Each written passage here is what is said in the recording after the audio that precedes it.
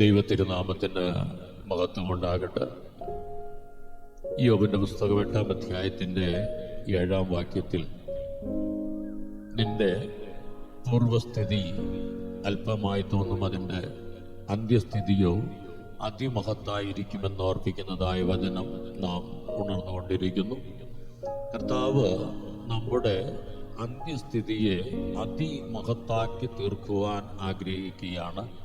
അമിതമായി നമ്മുടെ അന്ത്യസ്ഥിതി മഹത്തായി തീരത്തക്കവണ്ണം ഉളവാകുന്ന അനുഭവത്തിലൂടെ നാം ഉണരേണ്ടതായ മറ്റൊരനുഭവം, ഈ അന്ത്യസ്ഥിതി അതിമഹത്തായി തീരുമ്പോഴാണ് നമ്മുടെ ജീവിതത്തിൻ്റെ ആദ്യ സ്ഥിതി അല്പമായി നമുക്ക് ബോധ്യപ്പെടുവാനിടയാകുന്നത്. അഥവാ നമ്മുടെ ജീവിതത്തിൻ്റെ ആദ്യ സ്ഥിതി അല്പമായി തോന്നും എന്ന് പറയുന്ന അനുഭവം നമ്മിലുണ്ടാകണമെങ്കിൽ ജീവിതത്തിന്റെ അന്ത്യസ്ഥിതി അതിമഹത്തായി കാണപ്പെടുവാൻ ഇടയാകണം. യോബിന്റെ പുസ്തകം 8-ാം അധ്യായം 7-ാം വാക്യം, നിന്റെ പൂർവസ്ഥിതി അല്പമായി തോന്നും, നിന്റെ അന്ത്യസ്ഥിതി അതിമഹത്തായിരിക്കും.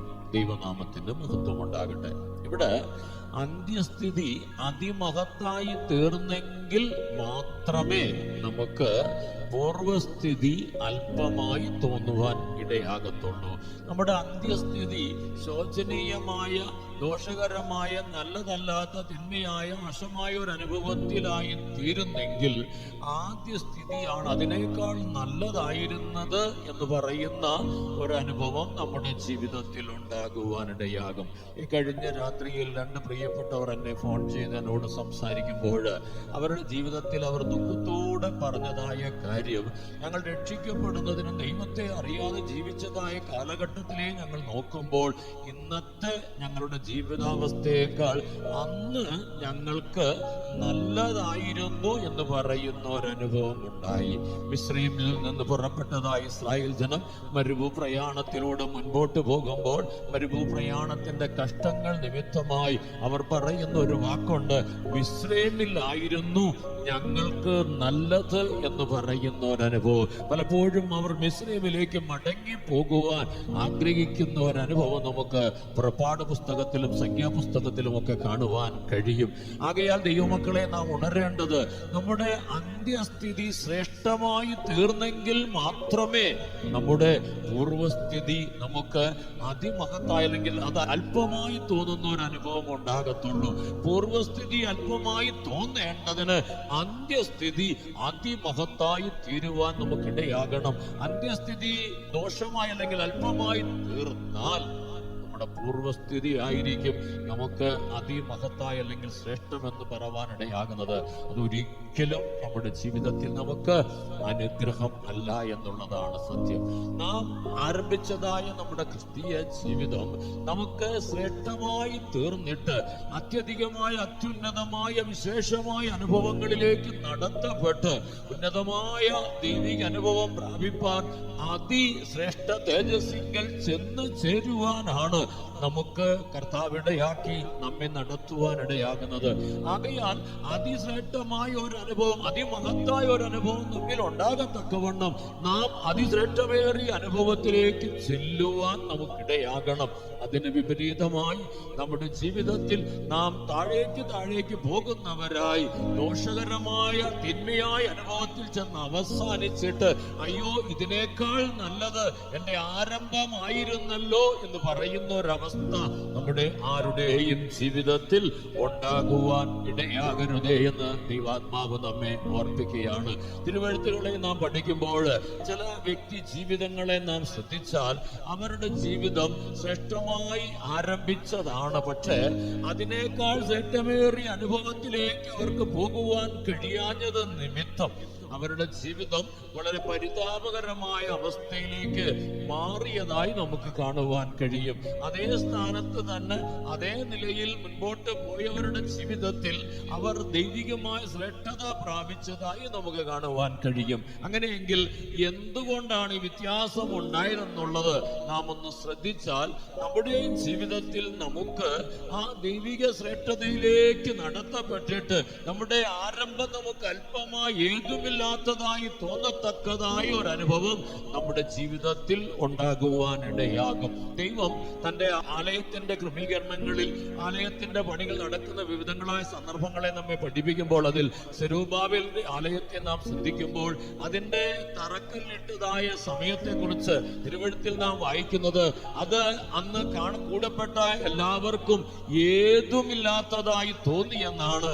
ഏതുമില്ലാത്തതായി തോന്നിയില്ലേ എന്ന് ദൈവം ചോദിക്കുമ്പോൾ ദൈവം പറയുന്ന ഒരു കാര്യമുണ്ട്, ഇതിന്റെ അന്ത്യസ്ഥിതി പൂർവസ്ഥിതി മഹത്തായിരിക്കുമെന്ന്, തേജസ്സേറിയതായിരിക്കുമെന്ന് ആലയത്തെ കുറിച്ച് പറയാനിടയാകുന്നു. ആകയാൽ നമ്മുടെ ജീവിതത്തിൽ നാം വ്യക്തതയോടെ ഉണരേണ്ടത്, നാളുകൾ പോകെ നാം താഴോട്ട് പോകുന്നവരായി ശോചനീയമായ അവസ്ഥയിലേക്കല്ല നമ്മുടെ ജീവിതം മാറേണ്ടത്.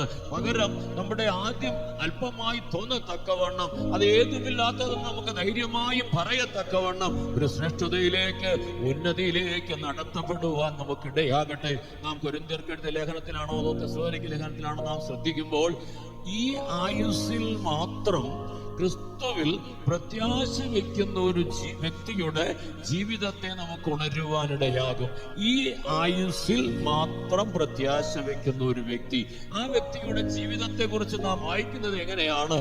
ആ വ്യക്തിയുടെ ജീവിതത്തിൽ തന്റെ ജീവിതം മറ്റുള്ളവരെക്കാൾ അല്ലെങ്കിൽ സാധാരണ മനുഷ്യരെക്കാൾ അരിഷ്ടത നിറഞ്ഞതാകും എന്ന് തിരുവെഴുത്ത് നമ്മെ ഓർമ്മിക്കുന്നു. കൊരിന്ത്യർക്ക് എഴുതിയ 1-ാം ലേഖനം 15-ാം അധ്യായം 19-ാം വാക്യം മുതൽ, നാം ഈ ആയുസ്സിൽ മാത്രം ക്രിസ്തുവിൽ പ്രത്യാശ വെച്ചാൽ സകല മനുഷ്യരിലും അരിഷ്ടന്മാരത്രേ എന്ന വാക്യം നമ്മെ ഓർപ്പിക്കുന്നു. ഈ ആയുസ്സിൽ മാത്രമാണ് കർത്താവിൽ നമ്മുടെ പ്രത്യാശയെങ്കിൽ സകല മനുഷ്യരിലും അരിഷ്ടന്മാരെന്നൊരനുഭവം ദൈവമക്കളെ നമുക്ക് ഉണരുവാനിടയാകുന്നു.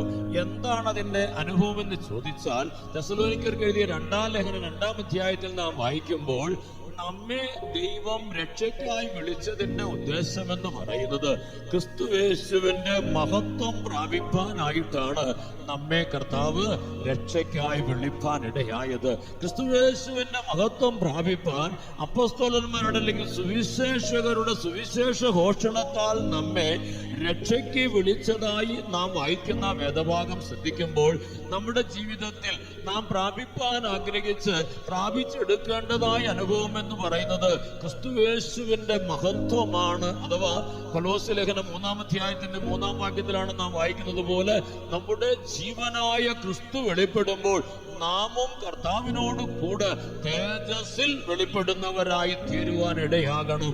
അതിനായിട്ടാണ് ദൈവം നമ്മെ വിളിക്കുവാനിടയാകുന്നത്.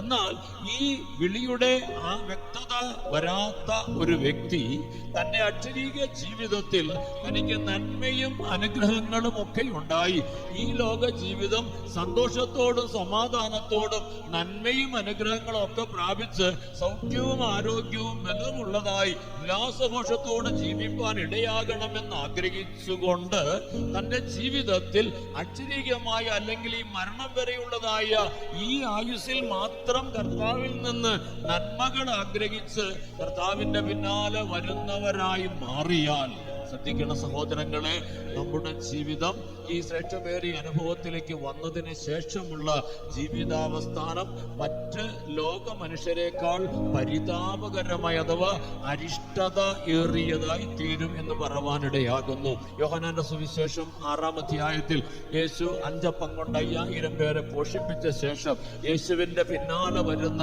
ഒരു വലിയ സമൂഹത്തെ കണ്ടുകൊണ്ട് യേശു പറയുന്ന ഒരു വാക്കുണ്ട്, നിങ്ങൾ അത്ഭുതം കണ്ടതുകൊണ്ടല്ല, പിന്നെയോ അപ്പം തിന്ന് തൃപ്തി തൃപ്തരായതുകൊണ്ടത്രേ എന്നെ അന്വേഷിക്കുന്നത് എന്ന് പറയുന്ന ഒരനുഭവം നമുക്ക് കാണുവാൻ കഴിയും. ഇന്ന് നമ്മുടെ ജീവിതത്തെ നാം ഒന്ന് പരിശോധിച്ചാൽ പല ദൈവമക്കളുടെയും ജീവിതത്തിൽ ആത്മീക ജീവിതത്തിന്റെ ശ്രേഷ്ഠതയേക്കാൾ ഉപരിയായി അക്ഷരീക ജീവിതത്തിൽ ശ്രേഷ്ഠത പ്രാപിക്കണം, നന്മ പ്രാപിക്കണം, അനുഗ്രഹങ്ങളെ പ്രാപിക്കണം, സൗഖ്യവും ആരോഗ്യവും ബലവും സന്തോഷവും സമാധാനവും ഒക്കെ ഉണ്ടായി ഈ ആയുസ് ദൈവാനുഗ്രഹത്താൽ അനുഗ്രഹിക്കപ്പെട്ടതായി തീരണമെന്ന് ആഗ്രഹിക്കുന്നു.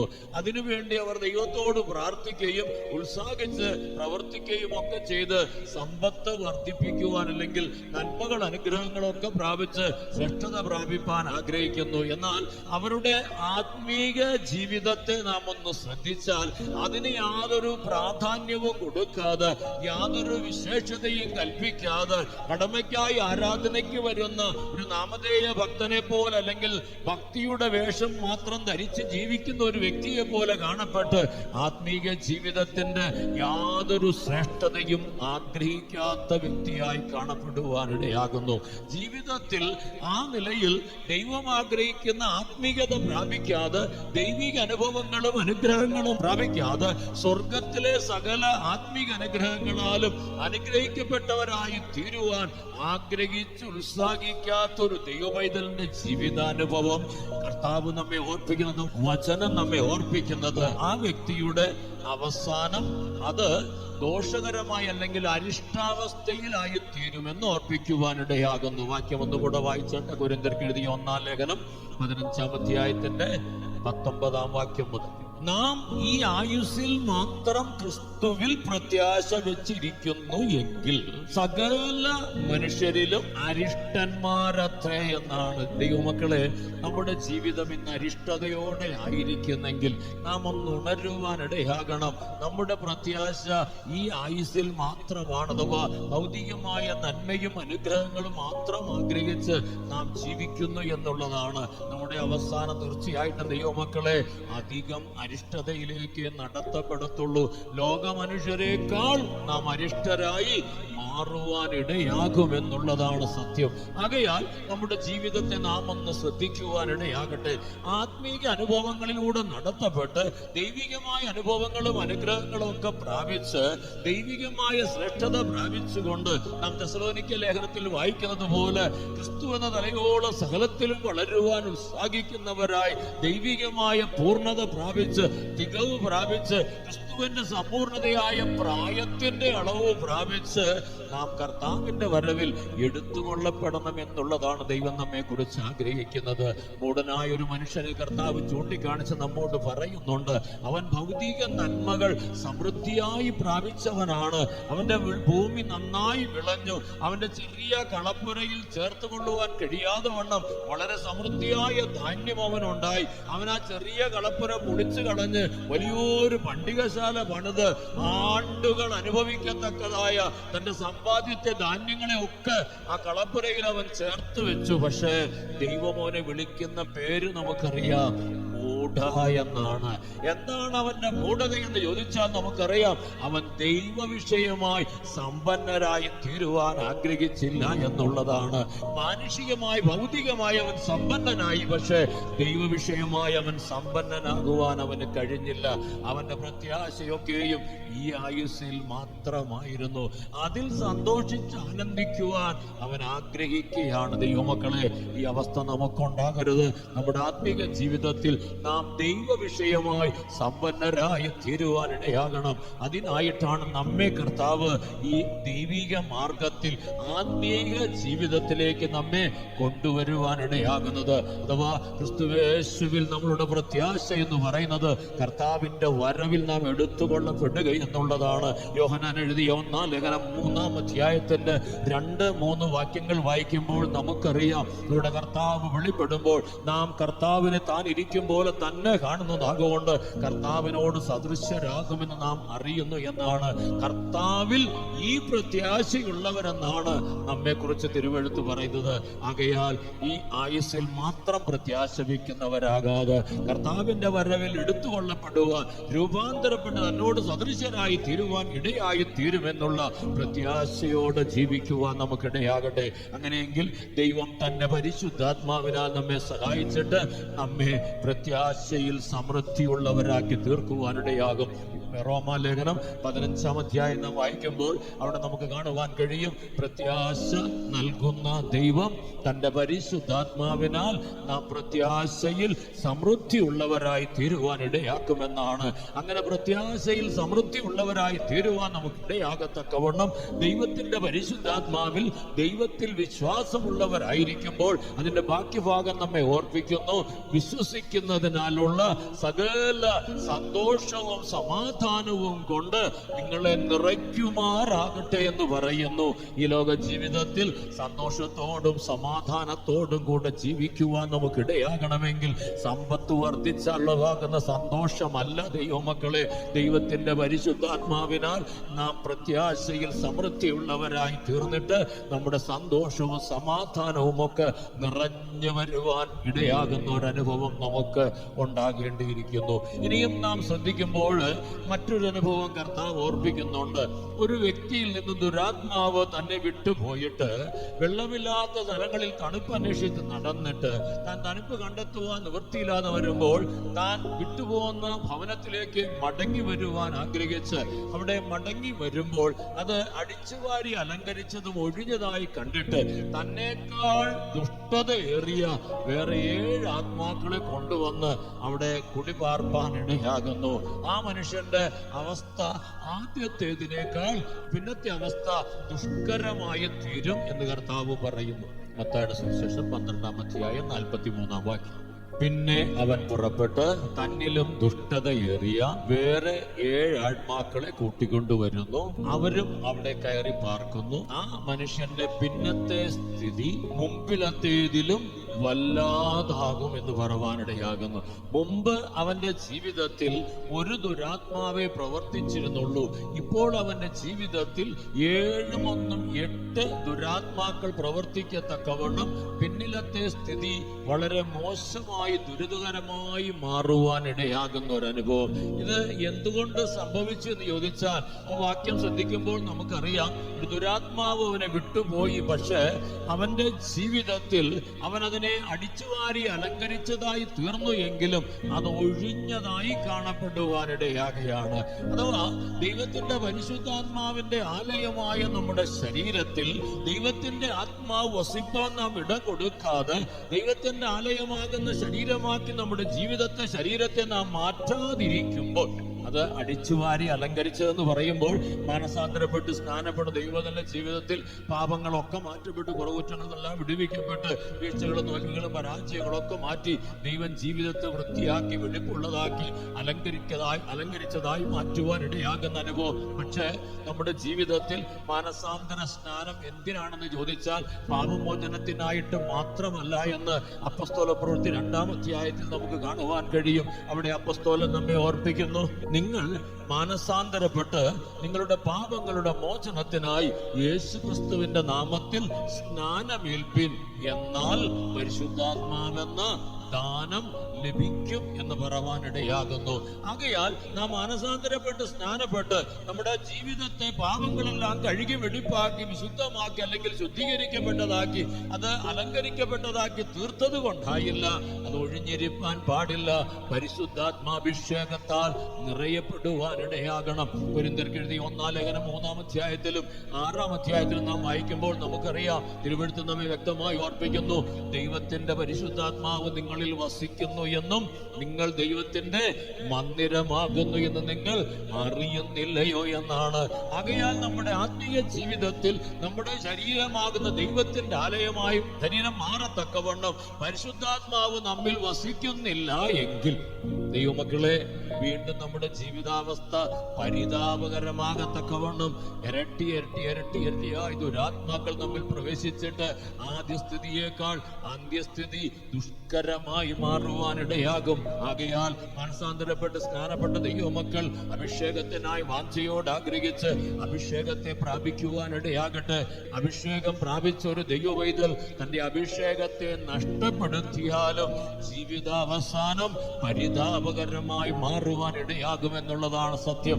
ശൗലിനെ ദൈവം രാജസ്ഥാനത്തേക്ക് കൊണ്ടുവന്ന് ദൈവത്തിന്റെ പരിശുദ്ധാത്മാവിനെ തന്റെ മേൽ പകർന്ന് രാജാവായി താൻ അഭിഷേകം പ്രാപിച്ചവനായി തീർന്ന ശേഷം ദൈവവചനത്തിന് വിപരീതമായി തന്റെ ജീവിതം മുൻപോട്ട് നയിച്ചപ്പോൾ ദൈവം തന്റെ പരിശുദ്ധാത്മാവിനെ തന്നിൽ നിന്ന് എടുത്തതായി നാം ശമൂവേൽ പ്രവാചകന്റെ 1-ാം പുസ്തകത്തിൽ വായിപ്പാൻ ഇടയാകുന്നു. ദൈവത്തിന്റെ പരിശുദ്ധാത്മാവ് തന്നിൽ നിന്ന് എടുക്കപ്പെട്ടു കഴിഞ്ഞപ്പോൾ ഇപ്പോൾ തന്നിൽ ദൈവത്തിന്റെ പരിശുദ്ധാത്മാവില്ല എന്നൊരവസ്ഥ വന്നപ്പോൾ നമുക്ക് കാണുവാൻ കഴിയും, ഒരു ദുരാത്മാവ് തന്നിലേക്ക് വന്ന് തന്നിൽ പ്രവേശിപ്പാൻ ഇടയാകുന്നതായ അനുഭവം. 1 ശമൂവേൽ 16-ാം അധ്യായം 14-ാം വാക്യം. എന്നാൽ യഹോവയുടെ ആത്മാവ് ശൗലിനെ വിട്ടുമാറി, യഹോവ അയച്ച ഒരു ദുരാത്മാവ് അവനെ ബാധിച്ചു. ശ്രദ്ധിക്കണം ദൈവമക്കളെ, ദൈവത്തിന്റെ പരിശുദ്ധാത്മാവിനെ നഷ്ടപ്പെടുത്തി കഴിഞ്ഞപ്പോൾ ദൈവം അയച്ചതായ ഒരു ദുരാത്മാവ് ശൗലിന്റെ ജീവിതത്തിൽ വരുവാനിടയാകുന്നു. തുടർന്നുള്ളതായ ശൗലിന്റെ ജീവിതാനുഭവത്തെ നാം ശ്രദ്ധിക്കുമ്പോൾ നമുക്ക് വ്യക്തമായി ഉണരുവാൻ കഴിയുന്ന ഒരു അനുഭവം എന്ന് പറയുന്നത് തന്റെ ജീവിതം പരാജയത്തിന്റെ മേൽ പരാജയമായി, ദോഷത്തിന്മേൽ ദോഷമായി ദോഷമായി ദോഷമായി തീർന്നിട്ട് ദൈവത്താൽ നശിപ്പിക്കപ്പെടത്തക്കവണ്ണമുള്ള ദൈവം തന്നെ കൊന്നുകളയത്തക്കതായ ഒരവസ്ഥയിലേക്ക് മാറ്റപ്പെടുവാൻ ഇടയാകുന്നു. രാജസ്ഥാനത്തേക്ക് ദൈവം ഉയർത്തിക്കൊണ്ടുവന്ന മനുഷ്യനാണ്, ദൈവം ശ്രേഷ്ഠതയിലേക്ക് നടത്തുവാൻ ആഗ്രഹിച്ചു കൊണ്ടുവന്ന മനുഷ്യനാണ്. പക്ഷെ തന്റെ ജീവിതത്തിൽ ദൈവാത്മാവിനെ നഷ്ടപ്പെടുത്തിയപ്പോൾ തന്റെ ജീവിതം അരിഷ്ടത നിറഞ്ഞതായി, അല്ലെങ്കിൽ ജീവിതാവസാനം ഏറ്റവും പരിതാപകരമായ ഒരവസ്ഥയിലേക്ക് മാറ്റപ്പെടുവാനിടയാകുന്നു. ദൈവം തന്നെ കൊന്നുകളയുന്ന ഒരവസ്ഥയിലേക്ക് വരുവാനിടയാകുന്നു. എന്നാൽ നമുക്കറിയാം, അതേ സ്ഥാനത്ത് രാജസ്ഥാനത്തേക്ക് കൊണ്ടുവരപ്പെട്ട ശൗലിന്റെ ജീവിതത്തിൽ ദൈവത്തിന്റെ പരിശുദ്ധാത്മാവ് തന്നിൽ പകരപ്പെട്ട ആട്ടിടയനായിരുന്ന ബാലനായിരുന്ന ശൗലിന്റെ ദാവീദിന്റെ ജീവിതത്തിൽ നാളുകൾക്ക് ശേഷമാണ് താൻ രാജസ്ഥാനത്ത് വന്നത് എങ്കിൽ പോലും ദൈവം തന്നെ ശ്രേഷ്ഠതയിലൂടെ നടത്തത്തക്കവണ്ണം, ഉന്നതി പ്രാപിക്കത്തക്കവണ്ണം ദൈവത്തിന്റെ പരിശുദ്ധാത്മാവിനെ നഷ്ടപ്പെടുത്താതെ സൂക്ഷിച്ചുകൊണ്ട് തന്റെ ജീവിതത്തിൽ വീഴ്ച വന്നപ്പോഴും താൻ പരാജിതനായി തീർന്നപ്പോഴും ദൈവത്തോട് പ്രാർത്ഥിക്കുന്ന ഒരു പ്രാർത്ഥന നമുക്ക് സങ്കീർത്തനങ്ങളിൽ കാണുവാൻ കഴിയുമെന്താണ്? നിന്റെ ആത്മാവിനെ എന്നിൽ നിന്ന് എടുത്തുകളയരുതേ എന്ന് പ്രാർത്ഥിക്കുവാനിടയാകുന്ന ഒരു അനുഭവം. 51-ാം സങ്കീർത്തനം 11-ാം വാക്യം. നിന്റെ പരിശുദ്ധാത്മാവിനെ എന്നിൽ നിന്ന് എടുത്തുകളയരുതേ എന്ന് പ്രാർത്ഥിക്കുന്ന അനുഭവം. 143-ാം സങ്കീർത്തനത്തിന്റെ 10-ാം വാക്യം വായിക്കുമ്പോൾ അവിടെയും നമുക്ക് മറ്റൊരു അനുഭവം കാണുവാൻ കഴിയും. ദൈവത്തിന്റെ പരിശുദ്ധാത്മാവിനെ നേർനിലത്തിൽ നടത്തുമാറാകട്ടെ എന്ന് പ്രാർത്ഥിപ്പാനിടയാകുന്നു. ദൈവത്തിന്റെ പരിശുദ്ധാത്മാവിനെ നഷ്ടപ്പെടുത്താതെയും ആത്മാവിനാൽ നടത്തപ്പെടുവാനും ആഗ്രഹിക്കുന്ന ദാവീദിന്റെ ജീവിതത്തിൽ ആട്ടിടയനായി പുൽപ്പുറങ്ങളിൽ ആടുകളുടെ പിന്നാലെ അലഞ്ഞു നടന്ന ഒരു ആട്ടിടയ ബാലനായിരുന്നവൻ തന്റെ ജീവിതത്തിൽ ദൈവിക ശ്രേഷ്ഠതയിലേക്ക് നടത്തപ്പെട്ട് ഉന്നതമായ അനുഭവത്തിൽ ഇസ്രായേലിലെ ഏറ്റവും മികച്ച രാജാവെന്ന് പറയത്തക്കവണ്ണം ഏറ്റവും ഉന്നതമായ സ്ഥാനത്തേക്ക് വരുവാനിടയാകുന്നു. മാത്രമല്ല, ആത്മീയ ജീവിതത്തിൽ കർത്താവായ ക്രിസ്തു ദാവീദിന്റെ സന്തതി എന്ന് പറയത്തക്കവണ്ണവും യേശുവിന്റെ സിംഹാസനം ദാവീദിന്റെ സിംഹാസനം എന്ന് പറയത്തക്കവണ്ണമൊക്കെ ശ്രേഷ്ഠതയിലേക്ക് വരുവാനിടയാകുന്നു. എന്താ കാരണമെന്ന് ചോദിച്ചാൽ, ദൈവത്തിന്റെ പരിശുദ്ധാത്മാവിനെ സൂക്ഷിച്ചുകൊണ്ട്, ആത്മാവിനെ നഷ്ടപ്പെടാതെ കാത്തുകൊണ്ട്, പരിശുദ്ധാത്മാവിനാൽ നടത്തപ്പെടുവാൻ ആഗ്രഹിച്ചതുകൊണ്ട് തനിക്ക് ശ്രേഷ്ഠത പ്രാപിപ്പാനിടയായി. ശൗലിന്റെ ജീവിതത്തിലോ ദൈവത്തിന്റെ പരിശുദ്ധാത്മാവിനെ പ്രാപിച്ചവനായി എങ്കിലും ചിലരുടെ എല്ലാം ജീവിതത്തിൽ അവസ്ഥ അതാണ്. ഒരു ചിലർ പരിശുദ്ധാത്മാവിനെ പ്രാപിപ്പാൻ ഉത്സാഹമില്ലാതെ ഉദാസീനരായി കാണപ്പെടുന്നത് നിമിത്തം ഇന്നും മറ്റു പല പിശാചുക്കളും തങ്ങളിൽ വന്ന് അധിവസിച്ചിട്ട് പലവിധമായ ദോഷ സ്വഭാവങ്ങൾക്കും പ്രവൃത്തികൾക്കും ഒക്കെ ഇടം കൊടുത്തവരായി അനാത്മികരായി ദൈവസഭയിൽ കാണപ്പെടുമ്പോൾ മറ്റൊരു കൂട്ടർ പ്രാപിച്ച അഭിഷേകത്തെ നഷ്ടപ്പെടുത്തിയിട്ട് പരിശുദ്ധാത്മാവിനെ നഷ്ടപ്പെടുത്തിയത് നിമിത്തമായി ദൈവം തന്നെ അവർക്ക് ദുരാത്മാവിന് കൊടുക്കുന്ന ഒരു അനുഭവം ഉണ്ടായിട്ട് ആ ദുരാത്മാവിന് അടിമപ്പെട്ട് ശൗലിനെ പോലെ ദോഷമായ ഒരു അവസ്ഥയിലേക്ക് ആരംഭം നല്ലതായിരുന്നു, പക്ഷേ അവസാനം അതിദാരുണമായി എന്ന് പറയത്തക്കവണ്ണമുള്ള ദോഷകരമായ ഒരു അവസ്ഥയിലേക്ക് മാറ്റപ്പെടുവാൻ ഇടയാകുന്ന ഒരു അനുഭവം ദൈവമക്കളെ, ഇതും നമ്മുടെ ജീവിതത്തിൽ ഉണ്ടാകരുതേ.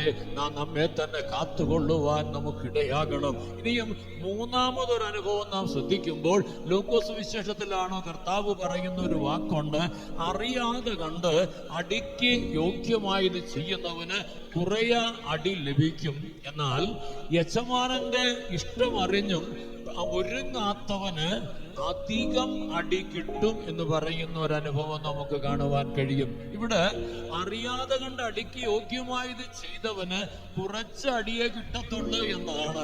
കാരണം അവൻ അടിക്ക് യോഗ്യമായത് ചെയ്തത് അറിയാതെ കൊണ്ടാണ്. ഒരളവിൽ നാം ചിന്തിച്ചാൽ രക്ഷിക്കപ്പെടാത്ത നമ്മുടെ ചുറ്റുപാടും പാർക്കുന്നവരെ കുറിച്ച് നാം ചിന്തിക്കുമ്പോൾ അവരുടെ ജീവിതത്തിൽ അവർക്ക് സത്യം എന്ന് അറിഞ്ഞുകൂടാ, ദൈവികത എന്താണ്, ആത്മീയത എന്താണെന്ന് അറിഞ്ഞുകൂടാ, അറിയാതെ കണ്ട് അവർ ലംഘനങ്ങളെ ചെയ്ത് ജീവിക്കുകയാണ്. ദൈവം അവരെ അടിക്കത്തില്ലെന്ന് അടിക്കും, പക്ഷെ അവർക്ക് കിട്ടുന്ന അടിക്കൊരു കണക്കുണ്ട്, അല്ലെങ്കിൽ കുറവുണ്ട് എന്നാണ്. ആരെ വെച്ചുകൊണ്ടാണ് അത് കുറവാണെന്ന് പറയുന്നതെന്ന് ചോദിച്ചാൽ, യജമാനന്റെ ഇഷ്ടമറിഞ്ഞും ഒരുങ്ങാത്ത ദാസന് കുറേ അധികമായ അടി കിട്ടുമെന്ന് പറയുമ്പോൾ ഈ ദുഷ്ടദാസന് കിട്ടുന്ന അടിയേക്കാൾ കുറവാണ് മറ്റുള്ളവർക്കെന്നാണ്. ചുരുക്കത്തിൽ ദൈവമക്കളെ, രക്ഷിക്കപ്പെടാത്ത ദൈവമക്കളെക്കാൾ അധികം അടി പ്രാപിക്കുന്ന അധികമായ ദോഷകരമായ ക്ലേശകരമായ കഷ്ടകരമായ അനുഭവത്തിലേക്ക് മാറ്റപ്പെടുന്നത് ആരാണെന്ന് ചോദിച്ചാൽ ദൈവ ഇഷ്ടം ചെയ്തും ഒരുങ്ങാത്തവരുടെ ജീവിതത്തിലാണ്. ലൂക്കോസ് വിശേഷം 12-ാം അധ്യായം 47-ാം വാക്യം. യജമാനന്റെ ഇഷ്ടം അറിഞ്ഞിട്ടും ഒരുങ്ങാതെയും അവന്റെ ഇഷ്ടം ചെയ്യാതെയും ഇരിക്കുന്ന ദാസന് വളരെ അടികൊള്ളും.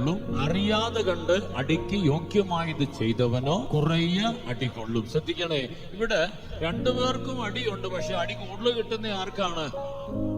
അടി കൂടുതൽ കിട്ടുന്നത് ആർക്കാണെന്ന് ചോദിച്ചാൽ ഒറ്റ വാക്കിൽ പറഞ്ഞാൽ നമ്മിൽ പലർക്കുമായിരിക്കും എന്നുള്ളതാണ് സത്യം. കാരണം എന്താണ്? നാം യജമാനന്റെ ഇഷ്ടം അറിയുന്നവരാണ്. ദൈവവചനത്തിൽ നിന്ന് സന്തോഷത്തോടെ കേട്ട് ദൈവിക അനുഭവങ്ങളെയൊക്കെ ദൈവത്തിൽ നിന്ന് പ്രാപിച്ച് അറിയുന്നവരാണ്. അറിയുന്നു എന്നുള്ളതാണ് നമ്മുടെ ജീവിതത്തിൽ ഇന്ന് നമുക്ക് ദോഷമായി തീരുവാനിടയാകുന്നത്. കാരണം അറിഞ്ഞും അതിനേറ്റവണ്ണം ജീവിക്കുവാൻ നാം ഉത്സാഹിക്കാതെ, അറിഞ്ഞും അതിനേറ്റവണ്ണം കർത്താവിന്റെ വരവിന് നമ്മെ തന്നെ ഒരുക്കുവാൻ നമുക്ക് കഴിയാതെ പോകുന്നതിനാൽ അറിയാതെ കണ്ട് അടിക്ക് യോഗ്യമായത് ചെയ്യുന്നവരെക്കാൾ കൂടുതൽ അടി നമുക്ക് ലഭിപ്പാൻ ഇടയാകുമെന്നുള്ളതാണ് സത്യം. ദൈവമക്കളെ, നാം കർത്താവിന്റെ വചനങ്ങളെ ശ്രദ്ധിക്കുമ്പോൾ മറ്റുള്ളവരൊക്കെ നരകത്തിലേക്ക് തള്ളിക്കളയുമെന്ന് പറയുമ്പോൾ, നീതികെട്ടവർ നിത്യാഗ്നിക്ക് യോഗ്യരായി തീരുമെന്നൊക്കെ പറയുമ്പോൾ, കൊള്ളരുതാത്ത ദാസനെ അല്ലെങ്കിൽ കപടഭക്തിക്കാരനായ ദാസനെ എന്നൊക്കെ പറയുന്ന അനുഭവത്തെ നാം ഉണരുമ്പോൾ അവർ തള്ളപ്പെടുന്ന അനുഭവം എന്ന് പറയുന്നത് ഏറ്റവും പുറത്തുള്ള ഇരുട്ട് എന്നൊരനുഭവത്തിലേക്കാണ് തള്ളപ്പെടുവാനിടയാകുന്നത്. അഗാധ കൂപത്തിലേക്ക് അവർ തള്ളപ്പെടുവാനിടയാകുമെന്നാണ്. പിശാചിൻ തള്ളപ്പെടുന്നത് ആ അഗാധ കൂപത്തിലേക്ക് തന്നെയാണ്. ഒരുക്കത്തിൽ പിശാചിനും അവന്റെ ദൂതന്മാർക്കും ഒരുക്കിയിരിക്കുന്ന നിത്യാഗ്നി എന്ന് പറയുന്നത് കർത്താവിന്റെ ഇടതുഭാഗത്ത് നിൽക്കുന്ന കോലാടുകളെ പോലെ കാണപ്പെടുന്നവർക്കാണ്.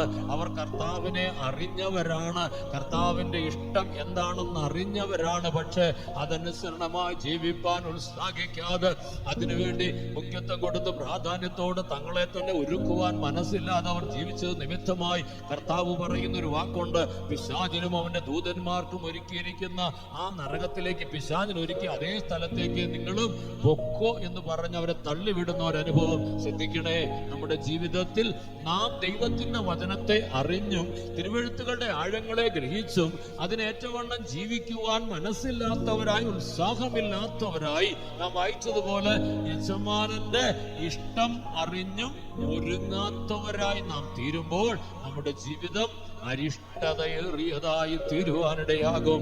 അധികം അടി ലഭിക്കുന്ന ഒരനുഭവത്തിലേക്ക് നാം മാറ്റപ്പെടുവാനിടയാകും. അഥവാ ഏറ്റവും പുറത്തുള്ള ഇരുട്ടിലേക്ക്, ആ പൈശാചികതയുടെ പൂർണ്ണതയുടെ അനുഭവമായ പിശാചിന് ഒരുക്കപ്പെടുന്ന ആ പീഡാവസ്ഥയിലേക്ക് നാം തള്ളപ്പെടുവാൻ നമുക്കിടയാകുമെന്നുള്ളതാണ് സത്യം. ആകയാൽ നാം ചെയ്യേണ്ടത് എന്താണ്? നമ്മുടെ ജീവിതത്തിൽ കർത്താവ് നമ്മെ കേൾപ്പിക്കുന്ന ദൈവത്തിന്റെ വചനങ്ങൾക്ക് ഏറ്റവണ്ണം ജീവിക്കുവാൻ മനസ്സുള്ളവരായി ദാവീദിനെ പോലെ ദൈവത്തോട് പ്രാർത്ഥിക്കണം. കർത്താവ്, നീ എന്റെ ദൈവമാണ്, അങ്ങയുടെ ഇഷ്ടം ചെയ്യുവാൻ എന്നെ പഠിപ്പിക്കണമേ എന്ന് ഓരോ നാളും ദൈവസന്നിധിയിൽ പ്രാർത്ഥിച്ചുകൊണ്ട് നാമും ദൈവേഷ്ടം ചെയ്യുന്നതിൽ ഉത്സുകതരായി തീരുവാനിടയാകണം. യജമാനന്റെ ഇഷ്ടം അറിഞ്ഞ് അതനുസരണമായി ജീവിക്കാൻ ഉത്സാഹിച്ചുകൊണ്ട് ദൈവത്തോട് പ്രാർത്ഥിക്കുവാൻ നമുക്കിടയാകുമെങ്കിൽ ദൈവം തന്റെ വചനപ്രകാരം നമ്മെ ജീവിക്കുവാൻ നമുക്ക് പരിശുദ്ധാത്മാവിനാൽ സഹായിച്ചിട്ട് സത്യത്തിന്റെ ആത്മാവിനാൽ സകല സത്യത്തിൽ നാം വഴി നടത്തപ്പെടുന്നവരാകും. യഥാർത്ഥമായി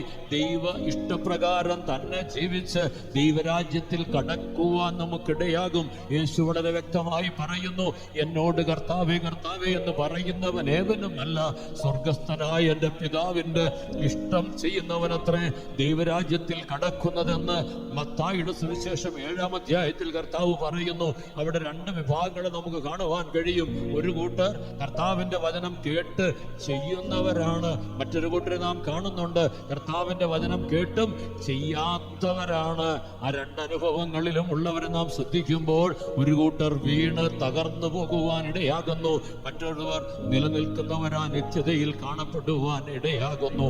ആകയാൽ നമ്മുടെ ജീവിതത്തിൽ അധികം അടികൊള്ളത്തക്കതായ ഒരവസ്ഥയിലേക്ക്, അഥവാ അധികം അരിഷ്ടാവസ്ഥയിലേക്ക് പോകുന്നവരായി തീരുവാൻ നമുക്കിടയാകാതെ വണ്ണം നമ്മുടെ ജീവിതത്തിൽ നാം ദൈവത്തിന്റെ വചനങ്ങളെ കേട്ട് മനസ്സോടെ അനുസരിക്കുന്നവരായി തീരുവാനിടയാകട്ടെ.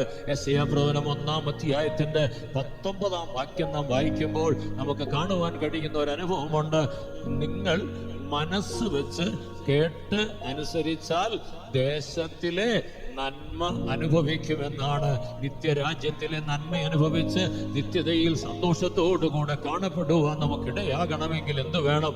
നാം മനസ്സ് വെച്ച് കേട്ട് അനുസരിക്കുന്നവരായി തീരുവാൻ നമുക്കിടയാകണം. അല്ല എങ്കിലോ ആ വാക്യത്തിന്റെ ബാക്കി ഭാഗം നമ്മെ ഓർപ്പിക്കുന്നത് എന്താണ്? മറുത്ത് മത്സരിക്കുന്നു എങ്കിലോ വാളിനിരയാകുമെന്നാണ്.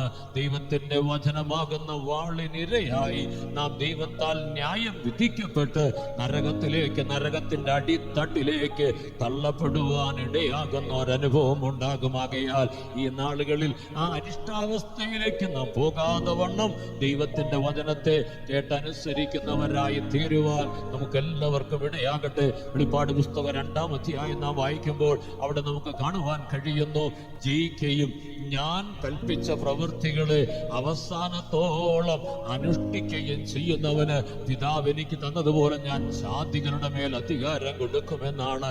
കർത്താവിനോടുകൂടെ നിത്യതയിൽ നിത്യനിത്യമായി വാഴുവാൻ നമുക്കിടയാകണമെങ്കിൽ, അധികാരത്തോടെ സിംഹാസനത്തിലിരുന്ന് കർത്താവിനോടുകൂടെ വാഴുവാൻ നമുക്കിടയാകുന്ന ഒരനുഭവം ഉണ്ടാകണമെങ്കിൽ കർത്താവ് കൽപ്പിച്ചവൈകളെ അവസാനത്തോളം അനുഷ്ഠിക്കുന്നവരാകണം. യേശുവിന്റെ വചനങ്ങളെ കേട്ട് തങ്ങളുടെ ജീവിതത്തിൽ വചനപ്രകാരം ക്രമീകരിച്ച് യജമാനന്റെ ഇഷ്ടം ചെയ്ത് ഒരുങ്ങുന്നവരാകുവാനിടയാകണം. അവരുടെ അന്ത്യസ്ഥിതി അതിമഹത്തായിരിക്കാനിടയാകും. പൂർവസ്ഥിതി അവർക്ക് അല്പമായി തോന്നുവാൻ ഇടയാകുമാകയാൽ ആ ഒരു അനുഭവത്തിലേക്ക് ദൈവമക്കളെ നാം വരുവാനിടയാകട്ടെ. ഒരു വിഷയം കൂടെ നാം അല്പമായി ചിന്തിച്ച് നമുക്ക് നമ്മുടെ ധ്യാനത്തെ അവസാനിപ്പിക്കാൻ ഇടയാകട്ടെ. നാം ദൈവസന്നിധിയിൽ ഉണരുമ്പോൾ മറ്റൊരു അനുഭവത്തെ നമുക്ക് ശിംശോന്റെ ജീവിതത്തിൽ കാണുവാൻ കഴിയും. ശിംശോൻ ഗർഭത്തിൽ വെച്ച് തന്നെ, അമ്മയുടെ ഉദരത്തിൽ വെച്ച് തന്നെ പ്രതിഷ്ഠിക്കപ്പെട്ടതായ നാസീർ വ്രതസ്ഥനായി ജനിച്ച ഒരുവനാണ്. ആ നിലയിൽ ദൈവസന്നിധിയിൽ തന്നെ താൻ പ്രതിഷ്ഠിക്കപ്പെട്ടവനായി നാസീർ വ്രതസ്ഥനായി ജീവിച്ച ശിംശോന്റെ ജീവിതത്തിൽ നാം ന്യായാധിപന്മാരുടെ പുസ്തകം പഠിക്കുമ്പോൾ തന്നെ ദൈവാത്മാവ് ഉണർത്തിയതായ ഒരു സ്ഥലത്തെ കുറിച്ച് പ്രത്യേകമായി പറയുന്നുണ്ട്. ഇന്നയിടത്ത് വെച്ച് ദൈവം തന്നെ ഉണർത്തുവാൻ ഇടയായി എന്ന് പറയുന്നു. ശിംശോന്റെ ജീവിതത്തിൽ ദൈവം തന്നെ ആത്മീയമായി ഉണർത്തുന്ന ഒരനുഭവം നമുക്ക് കാണുവാൻ കഴിയും. ആ വിധമായി താൻ ദൈവത്താൽ ഉണർത്തപ്പെട്ടവനായ ശേഷമാണ് തന്റെ ശുശ്രൂഷ അഥവാ പ്രവൃത്തികൾ ആരംഭിപ്പാൻ, അത്ഭുതങ്ങൾ ചെയ്യുവാനും ശക്തനായിരുന്ന് ഫിലിസ്ത്യർക്കെതിരായി പോരാടുവാനും യുദ്ധം ചെയ്യുവാനും ഒക്കെ ഇടയാകുന്ന ഒരനുഭവം ഉണ്ടാകുന്നത്. ആ ദൈവം തന്നെ ഉണർത്തിയതായ അതേ സ്ഥലത്ത് തന്നെ വന്ന് താൻ അവസാനിക്കുവാൻ ഇടയാകുന്നതായി നമുക്ക് കാണുവാൻ കഴിയും. തന്റെ ജീവിതത്തിൽ താൻ പ്രാപിച്ചതായ അല്ലെങ്കിൽ ദൈവം തനിക്ക് കൊടുത്തതായ തന്റെ നാസീർ വ്രതത്തെ, ആ പ്രതിഷ്ഠാ ജീവിതത്തെ നഷ്ടപ്പെടുത്തിയത് നിമിത്തമായി ഫെലിസ്ത്യർക്ക് താൻ അടിമയായി തീർന്നിട്ട്, ഫെലിസ്ത്യരാൽ പിടിക്കപ്പെട്ട് താൻ അവർക്ക് അടിമയായി തീർന്ന് അവരുടെ മുൻപിൽ കളിക്കുന്നവനായി വിളയാടുന്നവനായി മാറ്റപ്പെട്ട് അവസാനം പ്രതികാരം ചെയ്യുവാൻ ആഗ്രഹിച്ച് ഒരു പ്രാവശ്യം കൊണ്ട് ദൈവമേ എന്നോട് കരുണ കാണിക്കണമേ എന്ന് പറഞ്ഞ് ദൈവത്തോട് അപേക്ഷിച്ച് ദൈവത്തിന്റെ കൃപ പ്രാപിച്ച് ആ കെട്ടിടത്തെ വീഴ്ത്തിക്കളഞ്ഞിട്ട് ഫിലിസ്ത്യരെ കൊല്ലുവാനിടയാകുന്നു. താനും അതോടുകൂടെ മരിപ്പാനിടയാകുന്നു. തന്റെ ജീവിതത്തിൽ താൻ ഒരു ശ്രേഷ്ഠതയിലേക്ക് നടത്തപ്പെട്ടോ എന്ന് ചോദിച്ചാൽ തന്റെ ജീവിതാവസാനം തോൽവി അടഞ്ഞതായി കാണപ്പെടുകയാണ്.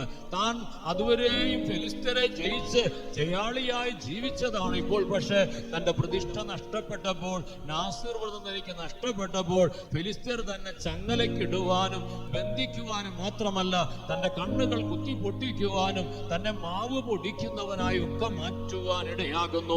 ആത്മീക ജീവിതത്തിൽ ദൈവികമായ പ്രതിഷ്ഠയോടും തീരുമാനത്തോടും കൂടെ ദൈവസന്നിധിയിൽ എടുത്തതായ ദൈവത്തോട് ചെയ്ത നിയമങ്ങൾ കേറ്റവണ്ണം ജീവിച്ച് മുൻപോട്ട് പോകുവാൻ കഴിയാതെ വരുമ്പോൾ നമ്മുടെ ജീവിതത്തിൽ സംഭവിക്കുന്ന ഒരനുഭവമാണ് നാം പരാജിതരായി, തോൽവിയടഞ്ഞവരായി, ശത്രുവിന്റെ കയ്യിൽ അകപ്പെട്ടവരായി തീരുവാൻ ഇടയാകും. ശത്രു നമ്മുടെ സ്വർഗീയ ദർശനം നഷ്ടപ്പെടുത്തി നമ്മെ ബന്ധിച്ചുകൊണ്ട് നാം മാവ് പൊടിക്കുന്നവരായി അഥവാ ഈ ലോകത്തിന്റെ ഉപജീവനത്തിന് വേണ്ടി ജീവിക്കുന്നവരായി പരിതാപകരമായ ഒരു അവസ്ഥയിലേക്ക് മാറ്റപ്പെടുവാനിടയാകും. മുമ്പ് നാം പിശാചിന്റെ തടവറയിലായിരുന്നു, പാപാന്തകാരത്തിൽ ബന്ധിക്കപ്പെട്ടവരായിരുന്നു, വെള്ളമില്ലാത്ത ഒഴുകിൽ നമ്മെ ബന്ധിച്ചിട്ടതായിരുന്നു. അവിടെ നിന്നാണ് കർത്താവ് നമ്മെ വിടുവിച്ചു കൊണ്ടുവന്നത്. പക്ഷെ ഇപ്പോൾ വീണ്ടും അതേ ബന്ധനങ്ങളിലേക്ക് പോകുന്ന ഒരവസ്ഥ, അതേ തടവറയിലേക്ക് പോകുന്ന ഒരവസ്ഥ, പരിതാപകരമായി ജീവിക്കുന്ന ഒരവസ്ഥ. ഇതിന് കാരണം എന്താണെന്ന് ചോദിച്ചാൽ ശിംശോന്റെ ജീവിതത്തിൽ ശിംശോൻ തന്റെ പ്രതിഷ്ഠയെ നഷ്ടപ്പെടുത്തുവാനിടയായി.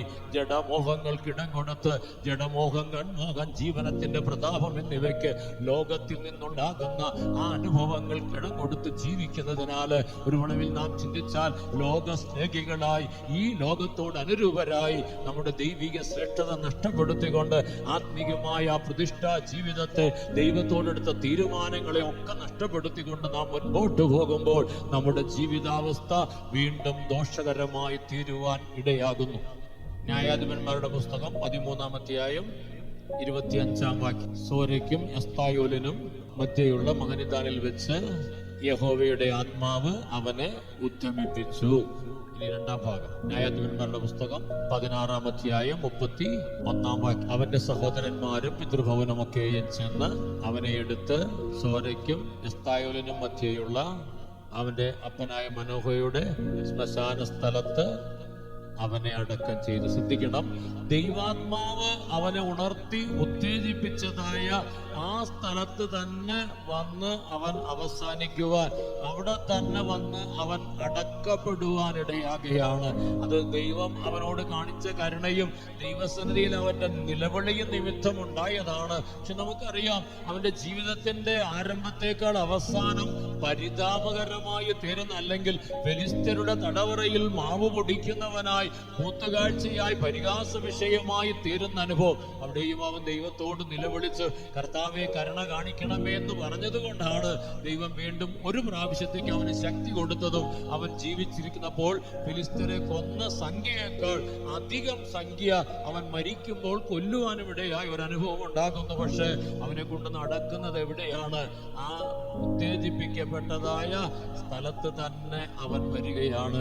അവന്റെ ജീവിതത്തിൽ അവനൊരു ശ്രേഷ്ഠത പ്രാപിപ്പാൻ, അല്ലെങ്കിൽ ഉന്നതി പ്രാപിച്ചു എന്ന് പറയുവാൻ ഇല്ലാത്തൊരവസ്ഥ.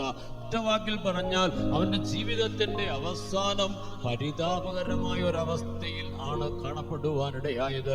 ഇതെന്താണ് കാരണമെന്ന് ചോദിച്ചാൽ, നമ്മുടെ പ്രതിഷ്ഠാ ജീവിതത്തെ അഥവാ നാം ദൈവസന്നിധിയിൽ എടുക്കുന്ന തീരുമാനങ്ങളെ ഒക്കെ സൂക്ഷിക്കുവാൻ നമുക്കിടയാകണം. അതിനെ നാം കാത്തുകൊള്ളുവാൻ ഇടയാകണം. നാം തിരുവെഴുത്തിൽ വായിക്കുമ്പോൾ ഇസ്രായേലിനെ കുറിച്ച് പറയുന്നൊരു വാക്കുണ്ട്, അവർ എന്റെ നിയമത്തിൽ നിലനിന്നില്ല, അതുകൊണ്ട് ഞാൻ അവരെ ആദരിച്ചതുമില്ല എന്ന് പറയുന്നു.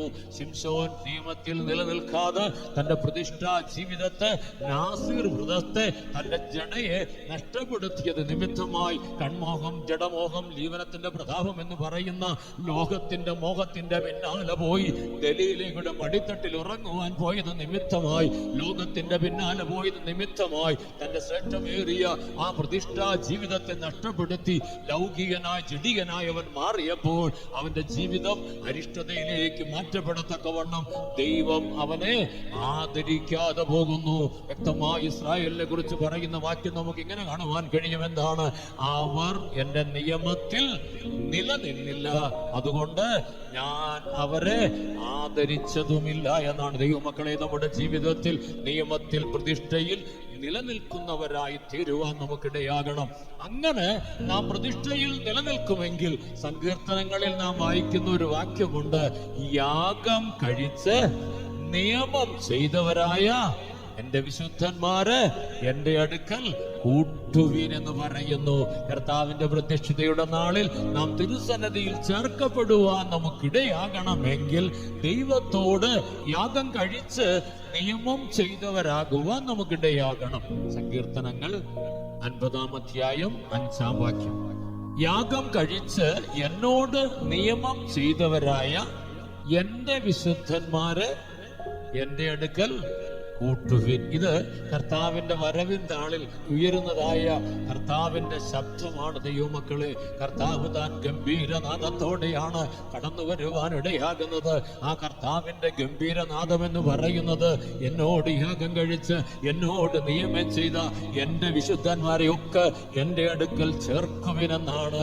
ദൈവത്തോടുള്ള നിയമത്തിൽ നിലനിന്നുകൊണ്ട് ദൈവത്തിന്റെ പ്രമാണങ്ങളെ, ചട്ടങ്ങളെ പാലിച്ച് ദൈവത്തിനുള്ളവരായി തങ്ങളെ തന്നെ ദൈവത്തിന് യാഗം കഴിച്ച് ദൈവത്തിന്റെ വിശുദ്ധരായി ജീവിക്കുന്നവർ ദൈവസന്നിധിയിൽ ചേർക്കപ്പെടുവാനിടയാകും. കർത്താവിന്റെ വരവിൽ അവർ കഴുകന്മാരെ പോലെ ചിറകടിച്ചുയർന്ന് കർത്താവിന്റെ സന്നിധിയിൽ ചെന്ന് കർത്താവിനോട് അനുരൂപരായി നിത്യനിത്യമായി ശ്രേഷ്ഠമേറിയ ദൈവിക അനുഭവത്തിൽ, സ്വർഗീയ അനുഗ്രഹത്തിൽ ദൈവത്തോടുകൂടെ ജീവിപ്പാനിടയാകും.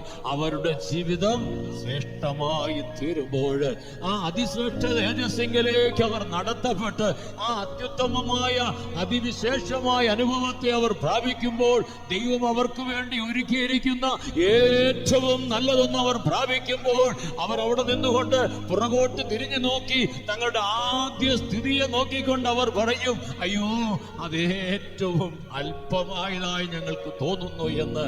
എന്താണ് ഇപ്പോൾ ഈ ആദ്യ സ്ഥിതി അവർക്ക് അല്പമായി തോന്നുവാൻ കാരണമെന്ന് ചോദിച്ചാൽ, അവരുടെ അന്ത്യസ്ഥിതി അതിമഹത്തായി തീർന്നിരിക്കുകയാണ്. അതിശ്രേഷ്ഠ തേജസ്സിങ്കൽ അവർ തേജസ്കരിക്കപ്പെട്ടവരായി നിർത്തപ്പെട്ടിരിക്കുകയാണ്. ആകയാലാണ് അവരുടെ ജീവിതാരംഭം അവർക്ക് അല്പമായി തോന്നുവാനിടയാകുന്നത്. കണ്ണുകളുടെ ചാട്ടതയോ മക്കളെ, നമ്മുടെ ജീവിതത്തിന്റെ അവസാനം എന്തായിരിക്കും? നാമും ബിരുദനായി ഓട്ടം ഓടിക്കൊണ്ടിരിക്കുന്നു. ലാക്ക് നോക്കി ബിരുദിലേക്ക് ഓടുന്ന ദൈവമക്കളാണ് നാം. നമ്മുടെ ജീവിതത്തിന്റെ അവസാനം എന്തായിരിക്കും? നമ്മുടെ ആരംഭത്തേക്കാൾ അവസാനം ഏറ്റവും നല്ലതെന്ന് പറയത്തക്കവണ്ണം, അഥവാ നമ്മുടെ പൂർവസ്ഥിതി അല്പമായി തോന്നത്തക്കവണ്ണം നമ്മുടെ അന്ത്യസ്ഥിതി അതിമഹത്തായി കാണപ്പെടുന്ന ഒരു അനുഭവത്തിലേക്ക് ചെന്നു ചേരുവാൻ നമുക്കിടയാകുമോ? അതോ നാം അരിഷ്ടരെന്ന് നിലവിളിക്കത്തക്കവണ്ണം ആരംഭത്തേക്കാൾ അവസാനം പരിതാപകരമായ ഒരു അനുഭവത്തിലേക്ക് മാറ്റപ്പെടുവാൻ ഇടയാകുമോ? ശ്രദ്ധിക്കണേ, വളരെ ശ്രദ്ധിക്കണം ദൈവമക്കളെ. നമ്മുടെ ജീവിതത്തിൽ നമ്മെ തന്നെ കാത്തു സൂക്ഷിച്ചുകൊണ്ട് നമ്മുടെ ജീവിതത്തിന്റെ ശ്രേഷ്ഠ വിശുദ്ധത ആഗ്രഹിച്ച് മുൻപോട്ട് പോകുന്നവരായി കാണുവാൻ നമുക്കിടയാകട്ടെ. 4 കാര്യങ്ങളാണ് നാം ഉണർത്തപ്പെട്ടത്. ഒന്ന്, നാം ഈ ലോകത്തിൽ ഈ ആയുസ്സിൽ മാത്രം പ്രത്യാശ വയ്ക്കുന്നവരാകരുത്. കർത്താവിന്റെ വരവിൽ എടുത്തുകൊള്ളപ്പെടുവാൻ ആഗ്രഹിച്ചുകൊണ്ട് കർത്താവിനോട് സദൃശ്യരാകുമെന്നുള്ള സ്വർഗീയ പ്രത്യാശയോട് ജീവിപ്പാൻ നമുക്കിടയാകട്ടെ. അതാണ് നമ്മുടെ ജീവിതത്തിൽ നമുക്ക് വളരെ അത്യാവശ്യമായി തീരുവാനിടയാകുന്നത്. രണ്ടാമത്, നമ്മുടെ ജീവിതത്തിൽ നാം ഈ ലോക ജീവിതത്തിന്റെ അവസ്ഥകളിൽ ജീവിക്കുമ്പോൾ നമ്മുടെ അവസ്ഥകളെ കണ്ടുണർന്നുകൊണ്ട് നമുക്ക് കൊടുക്കപ്പെട്ടതായ പരിശുദ്ധാത്മാവിനെ നഷ്ടപ്പെടുത്തുന്നവരായി തീരുവാൻ നമുക്കിടയാകരുത്. ദൈവത്തിന്റെ പരിശുദ്ധാത്മാവിനെ ദൈവം നമുക്ക് നൽകിയിരിക്കുന്നത് നാം നിത്യതയ്ക്കായി ഒരുക്കപ്പെടുവാനാണ്. ആകയാൽ അഭിഷേകം പ്രാപിക്കാത്തവരായി ജീവിക്കരുത്. അഭിഷേകത്തെ നഷ്ടപ്പെടുത്തുന്നവരായി തീരുവാൻ നമുക്കിടയാകരുത്. മൂന്നാമതായി, നാം ഉണർത്തപ്പെടുന്നത് നമ്മെ കേൾപ്പിക്കുന്ന ദൈവത്തിന്റെ വചനങ്ങൾക്കും ആലോചനകൾക്കും ഏറ്റവണ്ണം നാം നമ്മെ തന്നെ കർത്താവിന്റെ ഇഷ്ടം ചെയ്ത് കർത്താവിന്റെ വരവിന് ഒരുക്കുന്നവരായി തീരുവാൻ ഇടയാകണം. അത് ചെയ്യുന്നില്ല എങ്കിൽ നമുക്ക് അധികമായി അടികിട്ടും, അഥവാ നമ്മുടെ അവസ്ഥ പരിതാപകരമാകുമെന്നാൽ കർത്താവിന്റെ വരവിന് ഒരുക്കപ്പെട്ടവരാകുമെങ്കിൽ തന്റെ കാന്തയും തന്നെ താൻ ഒരുക്കിയിരിക്കുന്ന അനുഭവപ്രകാരം കർത്താവിന്റെ മണവാട്ടിയായി തീരുവാൻ നമുക്കിടയാകും. നാലാമതൊരനുഭവം, നമ്മുടെ ജീവിതത്തിൽ നമുക്കുള്ളതായ പ്രതിഷ്ഠാ ജീവിതത്തെ, ദൈവത്തോട് നിയമം ചെയ്ത് ജീവിക്കുന്ന ജീവിതത്തെ നഷ്ടപ്പെടുത്തരുത്. ലോകത്തിന്റെ പിന്നാലെ പോകുവാൻ നമുക്കിടയാകരുത്. ജഡമോഹത്തിനും കൺമോഹത്തിനും ഒക്കെ ഇടം കൊടുത്ത് ജീവിതത്തിന്റെ പ്രതാപം തേടി പോകുന്നെങ്കിൽ നാം ദിലീലയുടെ മടിയിൽ ഉറങ്ങിയ ശിംശോനെ പോലെയായി നമ്മുടെ പ്രതിഷ്ഠാ ജീവിതം നമുക്ക് നഷ്ടപ്പെട്ടു പോകുവാൻ ഇടയാകും. ദൈവം നമ്മെ ആദരിക്കാതെ തള്ളിക്കളയുവാൻ ഇടയാകും. ശ്രേഷ്ഠതയിലേക്ക് നടത്തപ്പെടുവാൻ നമുക്കിടയാകയില്ല. എന്നാൽ നാം നമ്മുടെ ജീവിതത്തിൽ ദൈവത്തിന് നമ്മെ തന്നെ സമർപ്പിച്ചേൽപ്പിച്ച് ദൈവത്തോട് നിയമം ചെയ്തുകൊണ്ട് ദൈവത്തിനായി നമ്മെ തന്നെ യാഗം കഴിച്ചവരായി തീരുമെങ്കിൽ ദൈവം നമ്മെ തിരുസന്നിധിയിൽ കൂട്ടിച്ചേർക്കുവാൻ ഇടയാകും. അതിശ്രേഷ്ഠ തേജസ്സിൽ കർത്താവിനോട് കൂടെ കാണപ്പെടുവാൻ നമ്മുടെ അവസാനം അതിമഹത്തായി തീരുവാൻ, അതിശ്രേഷ്ഠമായി തീരുവാൻ ഇടയാകും. ആകയാൽ ആ വിശേഷമായ അനുഭവത്തെ പ്രാപിപ്പാൻ നമുക്കെല്ലാവർക്കും കർത്താവ് സഹായിക്കട്ടെ.